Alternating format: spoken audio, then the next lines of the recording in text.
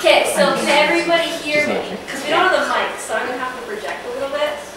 Back row, this is up to you. Good? Great? Awesome. If I get quiet, just throw your hands up. Thank you all for coming. We really appreciate it. All of you being here and supporting me. I'll start with a land acknowledgement, and there's not just a formality, and we'll get to that. So this show has been created and exhibited on the traditional territories of the people of the Treaty 7 region of southern Alberta, which includes the Blackfoot First Nation tribes of Siksika, the Kainai, and the Stoney Nakoda First Nations tribes, and the Bearspaw, Wesley, Chikini, Tsuut'ina First Nation, and Mohkinstsis is also the homeland of the Métis Nation of Alberta, Region 3, land back. The reason that is important for this project in particular is that there's a little bit of an overlapping story between what happened in Scotland and what happened here, and we'll get to that. So, I wanted to say thank you to everyone that's come to support me, and also thank you to everyone that's helped me put this project together. Natalie, my wonderful boss and friend, who's helped me so much. Shona Ray, who's right behind her, who has been there through letting me studios and supporting me and helping me learn how to do techniques that I've never done before, and just being there, a spiritual guide to me. It's good stuff. So my name is Jennifer Ians. I graduated from ACAD. Oh, this went backwards. I graduated from ACAD with honors with distinction from the sculpture department. It's now AU Arts. It was 2016 when I graduated. It was lots of fun. I enjoyed it very much, but it was very difficult. I'm glad that it's over.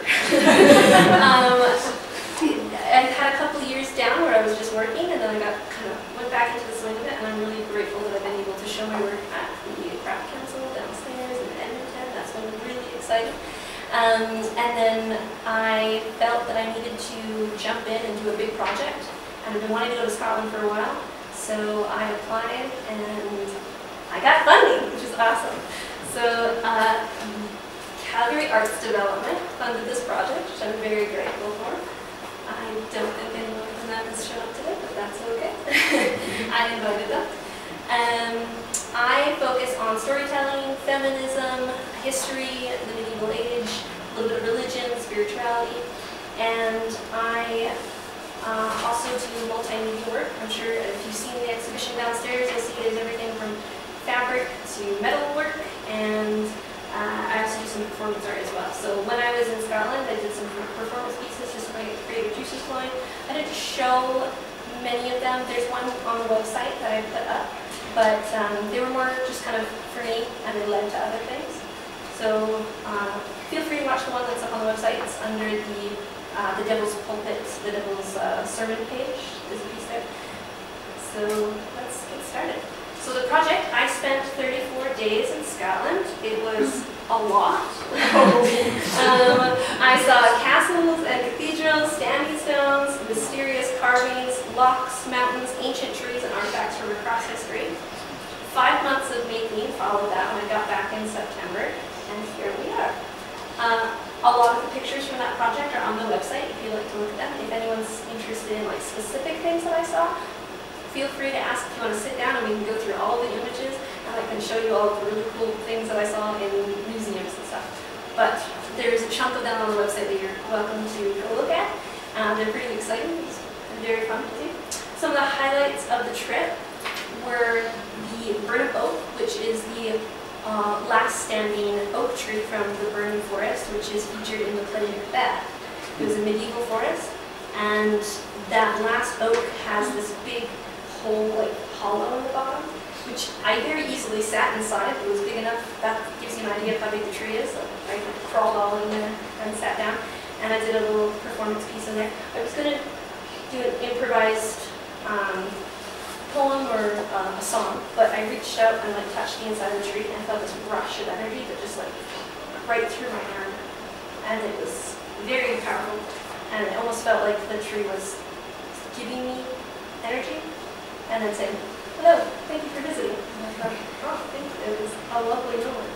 I did a little performance where I walked around the tree 3 times counterclockwise and 3 times clockwise, which symbolizes invoking and banishing with witchcraft. And then I realized that someone had carved my initials on the tree. I don't know how long ago, but it was a little serendipity to see JH carved on there. The other big tree that I saw was the Fortingall yew, which is guessed to be between 3,000 and 5,000 years old. It doesn't look like one tree anymore because it's kind of hollowed out to the point where the center part of the tree fell in. So you got true side trees, but it used to be one big one, which is very interesting to be there. And I did a little performance piece there too, where I made a poem up on the spot. I read it to the tree, and then I gave it a drop of my blood on the branch that came over. It's in an enclosed area. I had like a scab on my thumb when I kicked it. It gave it a drop of my blood. As soon as I did that, the wind had been blowing all day. As soon as I did that, the wind picked up, my clothes lifted up, and it died down. It was a single sound for like 5 seconds. And it was like, okay. And then the wind came back. It was very interesting. The other big thing I did is that I unintentionally climbed the biggest mountain in the UK. I didn't have anything planned for the afternoon, and I was like, hey, this is the big kite that's nearby. I might as well go do it. And I started doing it, and then I got halfway, and I was like, well, I guess I should just keep going. I'm in a lot of pain, but we'll just go for it. I was contemplating my life choices all the way to the top, and I was like, to my spirit guides, ancestors, who's ever watching, just give me a sign that this is something that I should be doing. And then as soon as I got up to the top of the plateau and took like 1 step onto it, a raven caught, and they had been playing in the aircraft currents all day, but they hadn't really been speaking much. So it was a nice little moment. So you see ravens. There's a raven on the tapestry piece downstairs. That's where that one comes from. Let's see, I also went to Old Map Store. I had a meditation session at Calendish Stones, which was very interesting. Visited Fengall's Cave. The Pranav Center was an amazing experience to go there just to see. They had people working there in their little village where everyone was doing a different traditional craft that would have been done in the Neolithic times. And it just made me want to live in a little village and just be like a leather worker. So that was nice. And then I also got to meet with an artist, Katie Hart, who is in Dundee, and she's from Calgary. She went out to Dundee, and she's kind of just stayed there. She's getting her PhD in fine art, and she was amazing to chat with. That was really fun. So I saw over 130 sites, and I took a lot of sketches and stuff. My sketchbook is downstairs on the table full of all of my other documentation books and stuff. You're welcome to peruse through it. So why Scotland? It is the land of my ancestors. I'm tied to both sides of my family who come from Scotland, but particularly on my mother's side is the Crawford line. And Scotland is rich in ornamentation and in artifacts, and it has a lot of history for me to base my research on. There was lots of castles and cathedrals to visit. I love the architecture of the medieval age. I've been obsessed with medieval age since I was a little kid.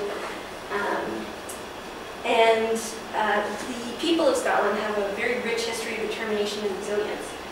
And it's an intriguing tale, so I wanted to learn more about it. And the spirituality of the Celts was something that I also wanted to learn more about. So this is, at its base, a pilgrimage. So what is a pilgrimage? It is a journey to a foreign place in search of personal or spiritual growth, and it's an expansion of knowledge. It was a privilege to go on a pilgrimage. If you went on one in the medieval age, you had to save up for it so that you had the time to take away from your crops or whatever your livelihood was and mosey on down to whatever pilgrimage you wanted to do. You could do a local one. So in Scotland, there's a St. Andrew's trail, which runs from Dunfermline to St. Andrews. There's a bunch of other ones that kind of connect to it, but that's the main one. So if you lived on the other side of Scotland, it wouldn't be too hard for you to go and do that trail, and you could do that for the summer and then go back home and bring a little souvenir home with you and say, like I did, I went and did a pilgrimage. Alright, so the concepts that I was working with were religion, spirituality, magic, medieval art, conflict, invasion, imperialism, and power. For religion, I wanted to focus on how organized religion shaped the history of Scotland and its people. For spirituality, I wanted to talk about how our spiritual needs are met in different ways, and how we capture that in artwork. I want to talk about how magic is the study of symbols. Medieval art, it was the ornamentation of the time that interests me. With conflict, invasion, and imperialism, the history of Scotland, the push and the pull of power that happened during that time. And then with power, who holds it, how it's wielded, what is acceptable when you have power, and how does that change the dynamic of the world that you live in. So we're just going to watch a quick little video, if it wants to pop up, about the history of Scotland. I don't know if you can hear it. We'll see it if you can. That's going to be the fun. Nah, it doesn't want to do it. We'll skip that bit. I'll tell you about it. How about that? So we'll start way back at the beginning when you had hunters and gatherers that first started to learn how to plant. They set up shop and they built crannogs, which were little islands they built into the locks so that you could live on the lake, which was pretty exciting. I learned that that wasn't just so that you could be close to water, it was a symbol of wealth. If you were wealthy enough to make your whole community put the effort in to chop down 300 trees to build a crannog, then that means that you were very well off. So they had hierarchy back then, which is very interesting. And the crafts that I learned about back then were, they rival our own sometimes. There was a piece of wool that was found in the bottom of a lock, and they sent it off for testing, found out what kind of dyes were used, and they went to a master weaver and they said, hey, would you be able to recreate a piece of fabric exactly so that we could show it in our museum? And he said, hell no, because the fibers are twisted so thin that each thread is the width of a human hair, and we can't recreate that unless I wanted to do that by hand. And he said, I'm not doing that. So apparently you had a lot of time in the evenings to just sit there and say, yeah, I'm a good enough spinner that I can tell stories, and just sit there and spin the most beautiful dress that you ever imagined, just to say, suck it. That's really the only point in that, because you don't need to do that unless you're really, really good at it. So the Neolithic era is also where standing stones came from. We don't know why the standing stones were erected. They're very mysterious. There's a couple of them that fit in with the time frame of like the moon cycles. So every couple of 16 years, I think there's a very specific moon rise that lines up with one of the standing stones in Scotland. The time and effort that goes into calculating that says a lot about the people that lived in that era. The standing stone sculpture downstairs has cup and ring marks on them. Cup and ring marks are another thing that is very mysterious. We don't know why they were done. They were carved into bedrock. They were carved into all sorts of things. They serve no purpose whatsoever that we can figure out. They don't line up with stars. So it was important for some reason. Assuming spiritual reasons, because that's the other thing we can come up with. The Neolithic and prehistory shifted into the Celtic life, and then the Roman invasion of Scotland. There was 2 walls that were built in Rome, that the Romans built in Scotland, and they were slowly pushed out. They gave up on Scotland and just decided to stay in England because that was a lot easier to do because the land was not as rocky. And the people weren't as mean. The Scottish people were like, nah, get out. And then you had the Viking raids.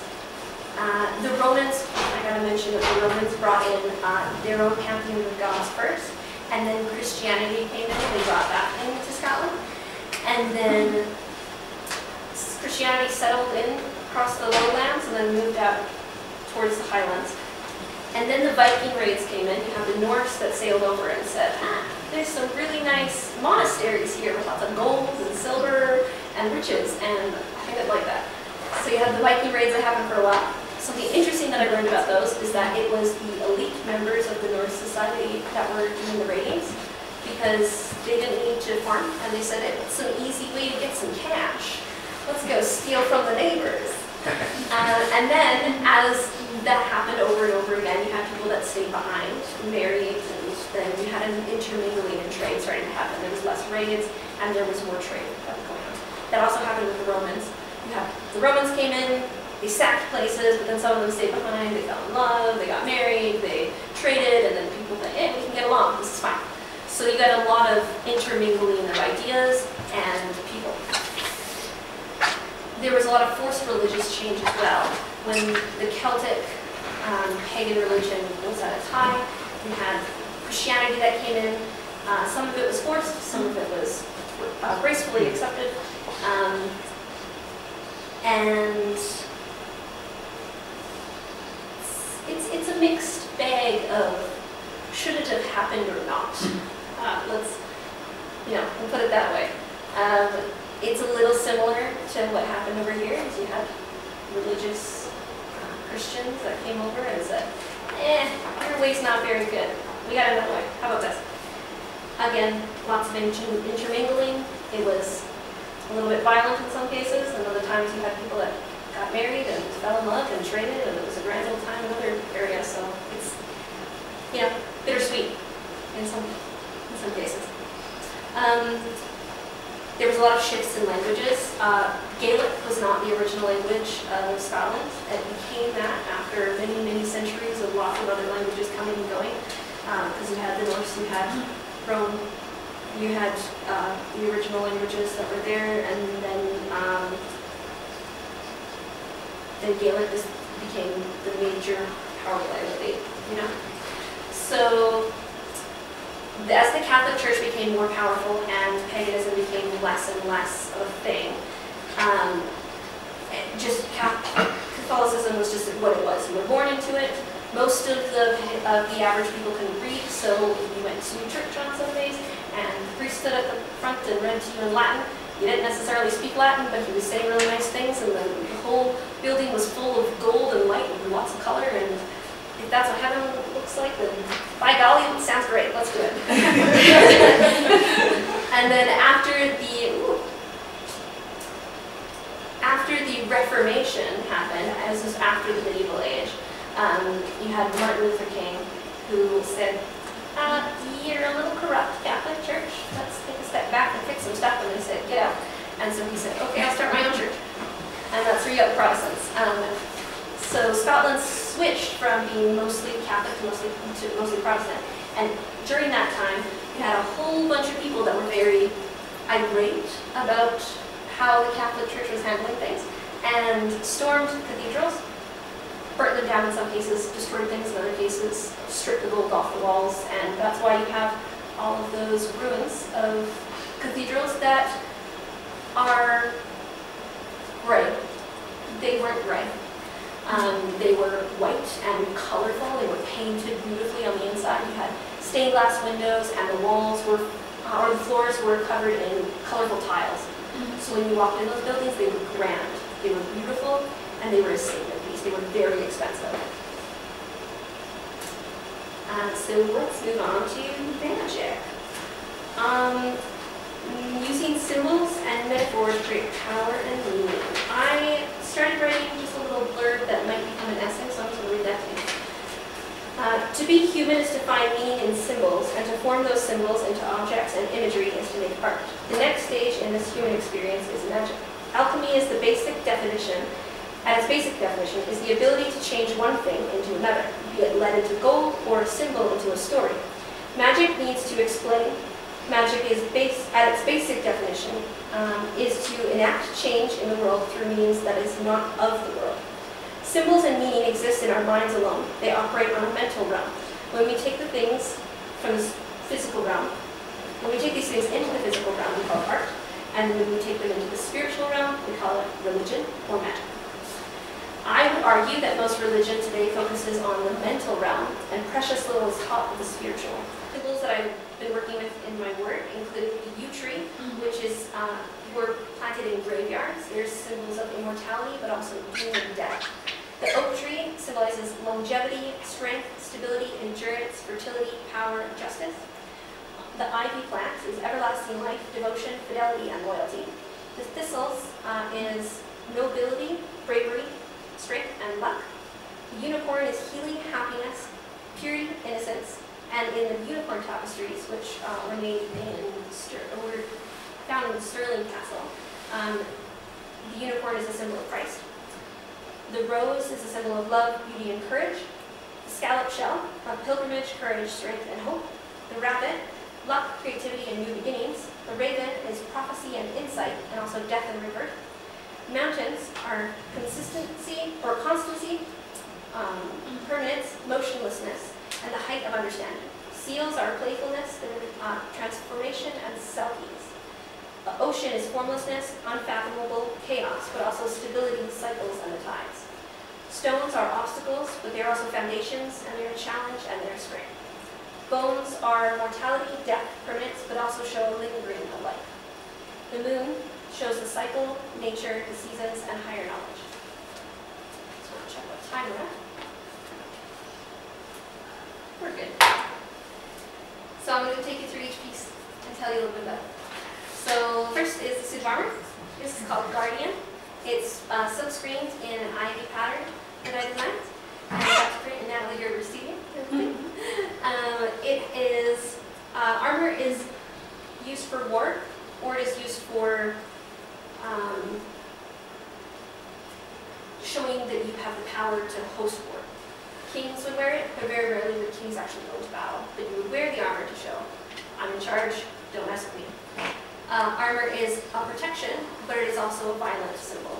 And so to take that violence away, I gave this a broken sword. You can see it downstairs, is that it's broken, it's useless, you can't hurt anyone really with it. And ivy grows on the unmoving and the unchanging, and it slowly destroys things. So I wanted to invoke this image that this guardian, this soldier, had been standing still, waiting for his moment, or protecting something for a long period of time. For banner, it is literally the banner of God that has been drenched in blood for thousands of years. From the oppression of the Jews under the Roman occupation, to the Crusades of the Holy Land, and the conflicts that raged through Scotland, from Christianity being brought into the Catholic Church being overthrown. Lots of innocent people died. And that is the foundation on which religion has been built. And unfortunately, that is the foundation on which our society is built, because at heart, we were a Christian society that came over here and settled. So that's what that piece is about. I carved a unicorn horn spiral into the shaft for those symbols that I mentioned earlier, and made this out of silk and polyester thread that I did on my machine. I did machine embroidery by hand, and then dyed it with a synthetic dye mixed with caution. For the root screen veil, this is made out of oak wood and brass, and it is like a pair of glasses. It fits on my face, but probably fit on a few others. Depends on the size you get. It's meant as a separation, so that when you see through it, your vision is distorted. A rood screen was the separation between the nave of the church and the choir of the church, which separated where the common folk worshipped and where the clergy members did the sacraments. So that was a metaphorical barrier between the average people and God, but it's also a physical barrier of the average people and the powers that rule the church in your area. The rood screen, let's see, yes. This piece is called Elements, and it's based off of a Viking treasure piece that was found in the Galloway Hoard, which was very exciting to see. I got to see it in Aberdeen, and it was a big it was one of the biggest collections of Viking treasure that's been found in the world, and especially in Scotland. There's two layers to it. On the first layer, you had a bunch of just silver bullion, which was like armbands that had been like crushed and put in a pile. And they said, "Yep, nothing to see here." And then there was like a layer of gravel, and then underneath was the real treasure, which you had this cross, which is an excellent example of Anglo-Saxon jewelry that was made at the time. It was apparently very, very difficult for them to preserve because it was in such bad condition. But they also found some amazing other artifacts. One of them is a jar that they suspect came all the way from Iran, based on the designs that were kind of carved into it. There were beads, glass beads. There was a little rock crystal jar. There was a black rock, which doesn't seem very special, that is covered in gold filigree. And the best they could figure out is that it was a gold testing rock. So you took a piece of gold and you rubbed it, and you could see the color of the gold really easily. And then you could take a piece of gold that you already knew the purity of and compare it, so you could tell if the gold was 10 karat, 18 karat, 22 karat, which was very interesting. There's a whole bunch of other pieces in there. There's a book downstairs on the documentation table, so feel free to peruse that one. It was really cool to scan through there. But this piece is based off of that. So I did an upside down cross because witchcraft. And I did the 4 elements, and in the center is a star which represents spirit. On the original piece, you have the 4 evangelists, Matthew, Mark, Luke, and John. And in the center probably would have been Christ, and it probably would have been gold, but it was ripped off because gold was expensive and they wanted to use it for something else. So before this piece was put into the board, that one was ripped off, most likely. So I added it back on there, put a little gold dome on there. This is my first time working in gold, which was very exciting. Shona helped me do the soldering on the dome because I was very nervous about that. Thank you, Shona. And then there's also a little moon at the top on the veil as well. The halo and wand is a crown and scepter piece that I made, and they go together. It has symbols of 3, 4, there's moons, stars, thistles, oak, roses, cauldrons, eyes on it. So the downstairs you can see that on the shaft of the scepter is carved 3 sections of different symbols, and then the top is in the same style as the crown. The crown I had to get water jet cut because it was too big for me to do by hand. That was exciting and fun. I'm really happy with how that one turned out. The scepter I cut by hand. The crown and scepter are symbols of power that are given to kings and queens of old. And symbols, it shows power over the mind, over the self, over oppression, and over symbols themselves is what these ones stand for. Because usually it would be showing power and oppression over the people in a feudalist society. And so I wanted to take that back and show power over myself, so that when I hold it, I hold power over whatever I do. The Devil's Servant, this one was really fun. So I went to Finnick Glen, which is a little mini kind of canyon ravine thing that you really don't expect to see because you just see fields everywhere when you go near it. You park in the parking lot, walk across a field down into a little like forest area, and then all of a sudden there's a stream. And you walk up the stream, and then you're in a canyon, and everything's red, and the water is red, and because it's so full of iron. And in the deep areas, you go from red water to black. It looks black, you cannot see the bottom. It's very cool. I did a performance piece there, which I mentioned earlier, which you can see on the website, in which I did a devil's baptism, in which I baptized myself in the black water of the devil's pulpit, which was very it was some extra on that as well. This piece, it's not about the devil's a metaphor. I don't worship the devil, in case you're worried about that.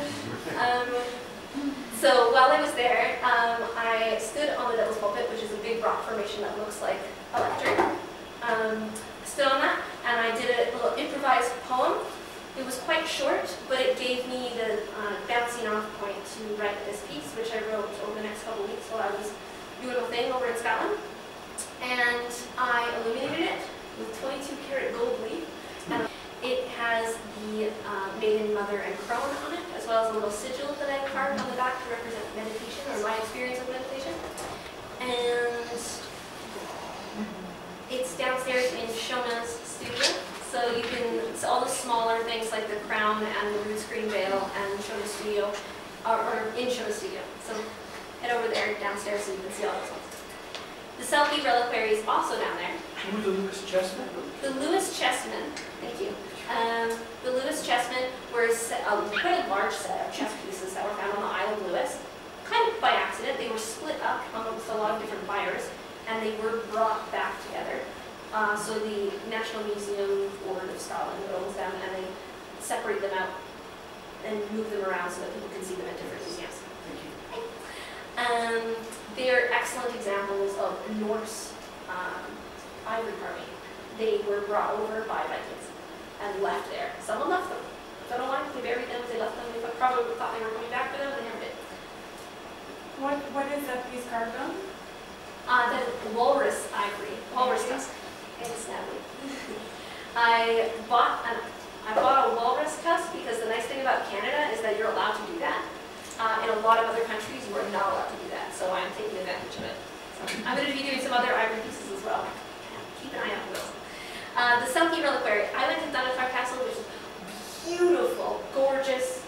I don't have time to get into all of that, but I found this little piece of a seal jaw on the beach, and I wanted to do something about Selkies because the stories about transformation and women turning into these free creatures that aren't bound by anything. Love that. So I made a little reliquary box so that it would be almost like the bone of a saint who would go on a pilgrimage to go see it. And this piece is called Perspective. I found a scallop shell at the end of my trip, and the rabbit skull I found at Rossett Castle. The shape on the outside are similar to the pauldrons, which are the shoulder pieces on armor, which you'll see downstairs. And it takes the place of the shape of an eye. Scallop shell represents pilgrimage, and the rabbit skull represents new beginnings. And so this is looking forward into new things. And it has my family's tartan in the back. This one is called Kost, and it is about the Viking raids and Roman occupations and the cost of that, which is blood of innocence. I'm trying to go a little faster because we are getting close to our time up. This piece is Thistle, which is it's a thistle. And as I went over before, the symbols of thistles, which are nobility, bravery, strength, and luck. And the purple on there is the Spirit of Scotland curtain, which I bought some while I was over there. And then the chainmail background, which I also used on the battle axe, is a chainmail pattern that I silkscreened. The lunar vessel, I collected a whole bunch of rocks while I was over there, and I didn't get to do a ton of that with this project, but I will continue to do it. I carved 2 of those rocks into this little vessel, which is meant to hold moon water, and it's based off of that piece from the Galloway board, which isn't a great picture, but you can check them downstairs. It was a heirloom from a mini version of a Roman temple, which was probably carved completely out of rock crystal. And it got destroyed or taken apart, and someone took the top and said, I'm going to make it into something. They turned it into a little jar, and it got passed down from generation to generation until it got buried in the Viking board. And then Icon, which is based off of brass rubbings, has the raven, like I mentioned before, and the hand sign that I'm making is seen in a lot of icons in the medieval age, and it means I'm speaking, listen to me, which is what Christ would. So if you see Christ reading that sign, and then Jupiter triquetropin, which I wanted to do a penamular pin because they're everywhere in Scotland. I saw so many penamular pins, it's not even funny. As you can see, this was just a small collection of them. They're beautiful and ornate, and there was no way that I could live up to that, so I just picked something simple and crisp, and I went with it. And that is the end.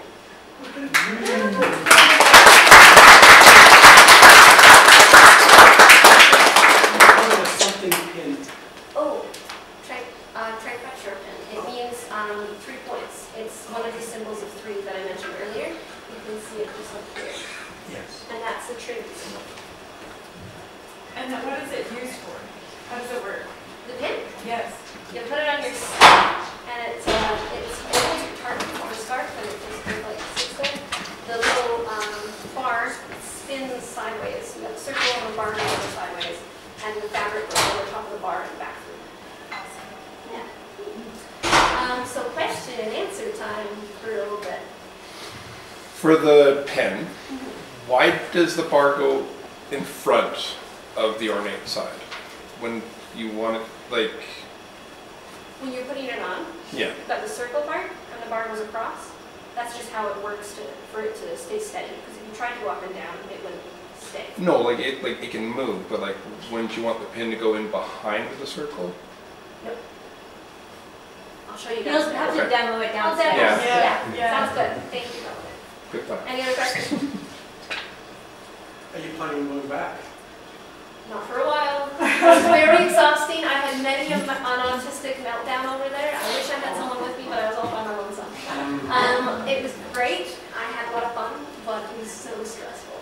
So I will not be going back anytime soon, but I will like to go back at some point. So in total, how many, did you already say this, how many sites you visited? It was over 130.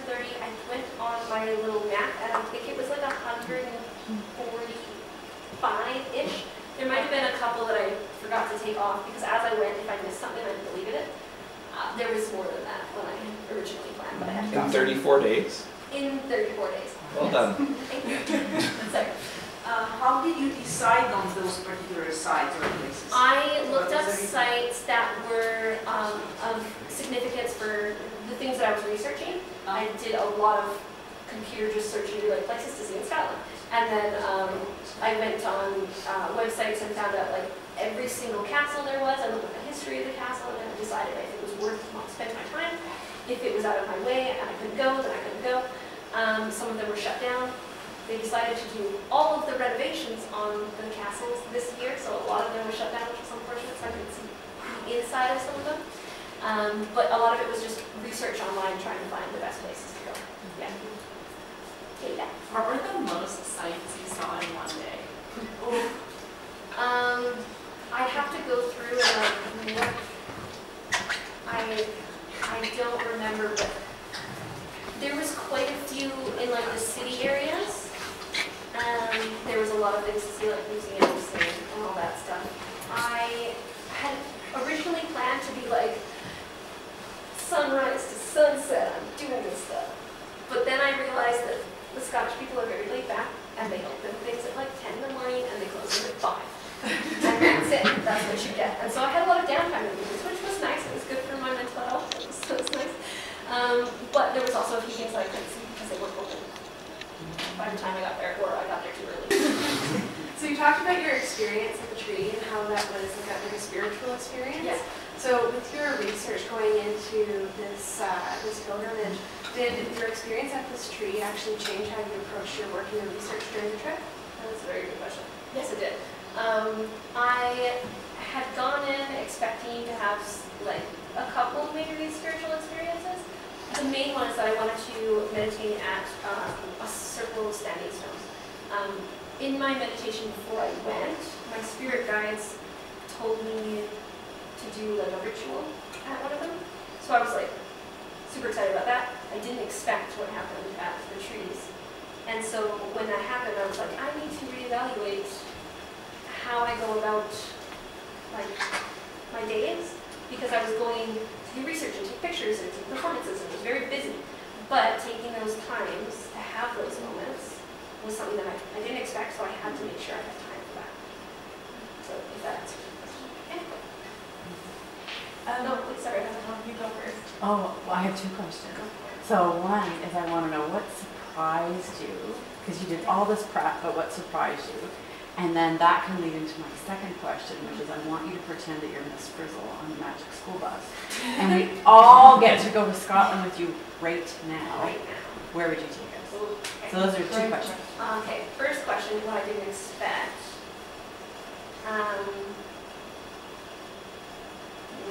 A lot of things. Biggest surprise. What about your car tire? Oh, my car tire, yeah. Thank you, Natalie. My brain like totally like glossed over. Okay, I'll tell you, give you a brief rundown of some of the things that happened. I showed up and I couldn't get my phone to work because I needed to unlock my phone for the new SIM card. But I couldn't do that unless I got an email or something, but the website was down for Kudo, so I couldn't get that because it was nighttime over in Canada, and Kudo was shut down their website, and so I couldn't get my phone to work, so I'm out in in the middle of Scotland, fresh off the plane, with no way to, figure out where anything is except for Wi-Fi. That was exciting and terrifying. For a few hours, I cried a lot. It was good. And then, I got my car, and I was feeling great driving on the other side of the road. Terrifying. I was doing okay. I went to go see a site. I met someone there that told me about this place where I could find fossils. So I said, that sounds like a grand old time. So I went and found fossils, got totally lost, found the car, got back on the road, and was heading off to my family's castle, like my family clan's castle, which I got to stay the night in, which was really fun. And I hit the side of a bump. What's it called? A curb. They don't have smooth curbs there. No. I went up on the curb, and I came down, and all the air flew out of my tire. And they don't have shoulders over there. They've got hedges. And there was a lineup of cars behind me, and there was a lineup of cars on the other side. I had to get off the bridge, which was quite a short bridge, but the bridges are quite narrow, which is why I hit the curb in the first place, because I was trying to get the car beside me. And then by the time I got to pull over, and people were very mad at me because, again, there was nowhere to pull over, so I just pulled into a side lane where people were trying to pull in. Got out, saw that my tire was flat. Not popped, just flat. And I was like, great, that's fun. Someone stopped and said, hey, follow me. I'll take you somewhere where we can help out, figure out what's going on. By the time I got there, the tire was off the roof.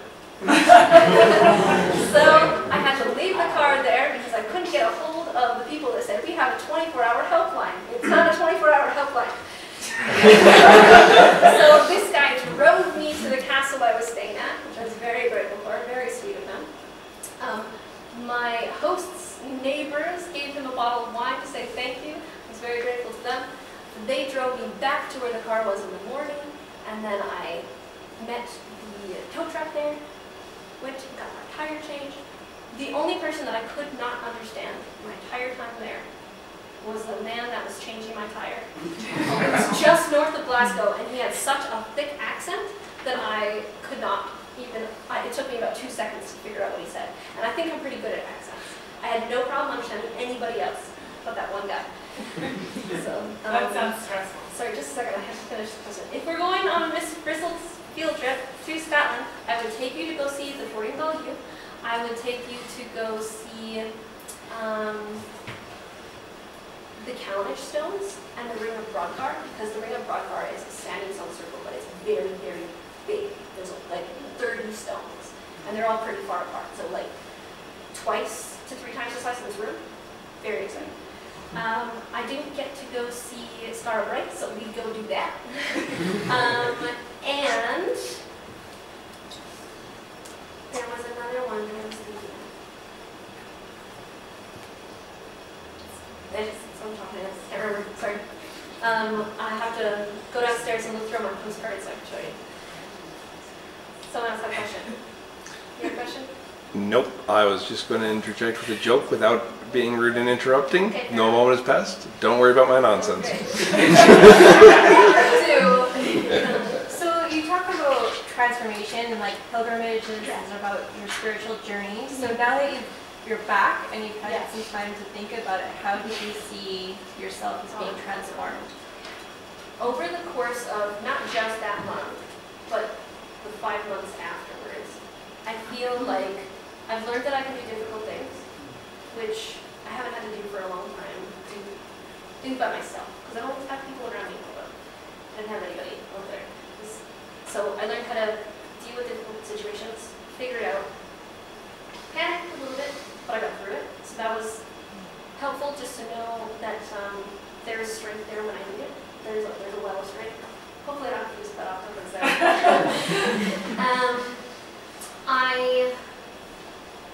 I learned a lot about that. Well, although I sometimes think that I have a terrible sense of like schedule, and like I'm not motivated enough, or I don't, perform as well as I should or I'd like to. When push comes to shove, I do really well at it. I had a very good schedule when I was over there. Like, I got up on time, went to bed on time, I got things done, I was on top of it. It was great. It was a very long month of nothing but that. And I don't like to do it very often, but I can do it. That was exciting to learn about myself. I also I learned more about like the spiritual side of things, like doing more meditation and having those moments with the trees and on top of the mountain. and pushing myself that hard, doing a hike when I haven't hiked for a long time, I was in so much pain for like 2 days afterwards, but I did it, and I was really proud that I did it. So I think pushing past barriers was a huge thing, and that there's more strength in me than I knew. That was something important that I learned.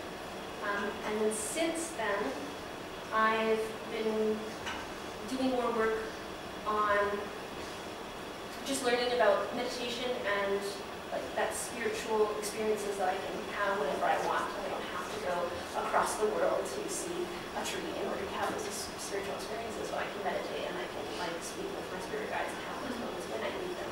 Don't need them all the time, but they're there for me when I need them. And working, like I've gotten into such a groove getting things done that part of me doesn't want to stop. I kind of like how much pressure there was to get stuff done. I haven't been able to play video games in like 7 months, which is unfortunate because I enjoy doing that. But I've gotten so much done, and I've also found a love for writing that I never knew that I had, or I knew that I had, but I hadn't explored that in a really long time, so I've had that opportunity. I had a depressive phase and a manic phase in December and January, but I learned a lot about myself going through that. I did some therapy during this whole time too. I did like 6 therapy sessions, which was very helpful. Go to therapy, guys. It's good. Does that answer your question?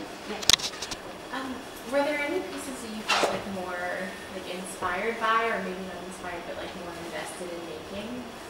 The suit of armor. Yeah. Absolutely, the suit of armor. In art school, I did the suit of armor.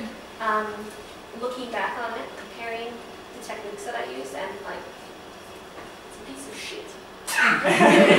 The old one was terrible, and the new one is great. I'm really, really proud of that one, but I put a lot of time and effort into it. I made the pattern to fit, so each piece fits almost perfectly with each other, and then all the time I put into making sure that the pattern repeated properly, and just that one was my piece de resistance. I think it stands out, Jen, as well. Yeah, because of that. I'm happy with how that one turned out. Yeah. I did actually remember a question that I had thought of earlier.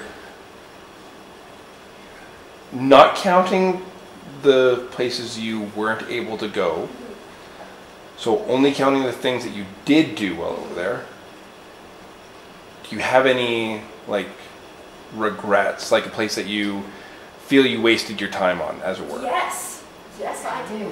1.5. That was quick. Loch Ness. Castle was fine. The loch is beautiful. Do not go to the museum at Loch Ness. It's useless. It's all about the monster. I assume you went there and you missed seeing Nessie? Oh, yeah. I went down to the water and I said, "Come at me, bro." And Nessie didn't show up, which was unfortunate. But Yep. I also asked. You picked a fight with the dinosaur and It didn't show up. they didn't even show up. It didn't show up. I also asked for kelpies to come at me, and they did not come at me, which is because I wanted horse monsters to come at me. Yeah, so Loch Ness Museum, not worth it. Don't do it. Waste of time. Enjoy the pictures that are online and go somewhere else? Yeah. Go to the castle. The castle's great. Oh, fair enough. But George Museum. It's a tourist trap, and it was more expensive than it should have. The Isle of Skye is overrated. It's beautiful, but it's overrated. Especially the fairy pools. It's not really fairy pools. It's a beautiful glen with this gorgeous mountain behind it, and this winding river that has deeper sections that you can bathe in. And it was very busy, very muddy, and not really worth it. Old Map Store was beautiful going up. Again, very busy and very muddy. Worth going up. However, the first 20 minutes, there were these bugs that I don't even know what they were, but there was flux of them. I had to walk with my jacket over my head because they kept eating. It was disgusting. I almost turned around because it was so gross. But after you get past a certain level, all the bugs stay behind, and then it's clear sailing after that. Okay, I'm not quite sure how to word this, but not just in the process of like gathering the ideas of which pieces you were going to create, but also in just like coming home and making the pieces and stuff. Would you say that this experience kind of helped you feel closer to your like your ancestry and your identity in some way? And if so, what particular way? Yes. I think a lot of that came from learning the history and learning what my ancestors went through and having an appreciation for that, and then being able to talk about it. Being able to do some of these pieces where it talks about like the pain and suffering that people went through, but also all of the wonderful experiences that the people back then must have had. Like learning that they sat in front of fires and did really good crafts just because they could. That was exciting to learn. So yeah, I think, and knowing that like the people, my ancestors, that the echoes of them are the ornamentation and the art that they made. I'm making art now, and They're there's a still little bit of alive that. in you, They're yeah. still alive in me through what I make, and that's really exciting. That's awesome. Any other questions? Good question. Like, how many slug pictures did you take? I took a lot of slug pictures, okay? I took a lot of pictures too. They have black slugs there, which was very interesting, and I did not expect. Big ones too. So yeah, I think I took about 3 or 4 slug pictures, and not 3 or 4 separate slugs. I'm not talking about how many pictures I took. That was the same. Excellent. I also found a whole section of forest that just had lots of mushrooms in there. So like 20 minutes, I was like in the woods, just like taking pictures of mushrooms. What was the most like vibrant or like piece of wildlife that stood out to you? Ooh, unfortunately, I saw a lot of roadkill, which sucks. Yeah. But I saw some beautiful animals. Yeah. I did see, I saw a red deer from far away. That was quite beautiful. The crows there are like gray, which is weird. I didn't expect that. A toad! Oh my god! I've never seen a toad, like a wild toad before, and I was walking through the woods. I had the evening off, and I had some time, so I went through for a walk in the woods, and I found a toad like this big, just sitting in the middle of the trail. I was like, oh. What color was it? It was like brownish gray, and I scooped that up, and I held it for a while, and I took some pictures, and I video chatted Rio right there, and I was like, look who I found. I'm very glad that I had data that I could like call whenever I wanted to, and be like, hey, you know, if he was awake, time frame. But Yeah. I got to call him and show him a toad that I found. I also found a frog on top of a mountain, which was cool. It was a big frog, it was like this big. That was fun. And I also found tiny little frogs as they were walking in my path, and like jumping across. And one of my little walks through the woods. That was fun. Yeah, so wildlife, not a ton that I saw, but the ones I did see were really cool. Alright, so now that you've gone through all of the making and you have the show, how has this entire process changed your artwork? And like kind of attached to that, like what do you foresee working on in the future? Maybe something that wasn't added to the show? Everything. You'll see, if you go to look through my sketchbook downstairs, you'll see that there's a lot of stuff that I wanted to do that I didn't get around to. I have a billion ideas of what I want to do. This information and research that I collected will keep me going for quite a few years. I realized that I like doing metalwork more than I remembered, and I might go back to APAC to take a few more classes because I only got to take 2 as Curse knows. Yeah, so metalwork, I want that. I'm going to do more poetry because I remembered that I realized that I'm good at it. Forgot about that. So yeah, poetry and metalwork, and I'm going to continue doing more bone carving. Jen, maybe you can do a poetry reading downstairs. Yeah, we can go down Like- there right now because I think it's Like the actually- sermon thing that you wrote? Yeah. Yes. That'd be great. Yeah, so time's up here. How about we go downstairs and I'll write you a poem and we can get some snacks?